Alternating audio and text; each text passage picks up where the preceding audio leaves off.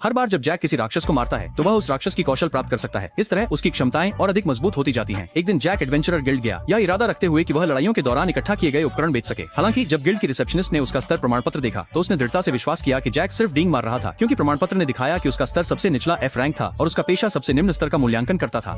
जब रिसेप्शनिस्ट ने यह कहा तो आसपास के सभी एडवेंचरर्स ने जैक का मजाक उड़ाया। भले ही उपकरण उनके सामने था, फिर भी उन्हें लगा कि जैक ने ये सामान चुराए हैं। तभी एक रहस्यमयी महिला बाहर आई। एडवेंचरर्स गिल्ड की अध्यक्ष के रूप में मेगन एक नजर में समझ गई कि उसके सामने खड़ा व्यक्ति कोई साधारण व्यक्ति नहीं है। उसने जैक की आंखों से एक भयानक ऊर्जा महसूस की जो उसने पहले कभी नहीं देखी थी। मेगन ने न केवल उन लोगों को कड़ी फटकार लगाई जिन्होंने जैक का मजाक उड़ाया था, बल्कि उसे गिल्ड में शामिल होने के लिए गर्मजोशी से आमंत्रित भी किया। ये देखकर सभी चौंक गए।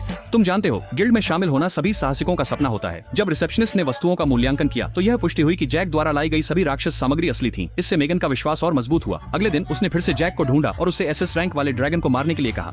यह 1000 साल पुराना ड्रैगन राक्षस राजा द्वारा बनाया गया था। पहले कई साहसी लोगों ने इसे संभालने के लिए टीमें बनाई थी, लेकिन अंत में वे सभी ड्रैगन द्वारा खा लिए गए। इसने देश की सुरक्षा को गंभीर रूप से खतरे में डाल दिया था। यह मिशन अत्यंत खतरनाक था और मेगन ने जैक पर दबाव नहीं डाला। उसने उसे वापस जाकर अच्छी तरह से सोचने के लिए कहा, लेकिन सभी को आश्चर्य हुआ जब जैक ने तुरंत सहमति दे दी। अधिक लोगों को नुकसान से बचाने के लिए वह अकेले इस खतरनाक यात्रा पर निकल पड़ा। चूंकि ड्रैगन आमतौर पर दिन में रेत के नीचे छिपा रहता था, जैक ने निर्दिष्ट स्थान पर जादुई हमला किया।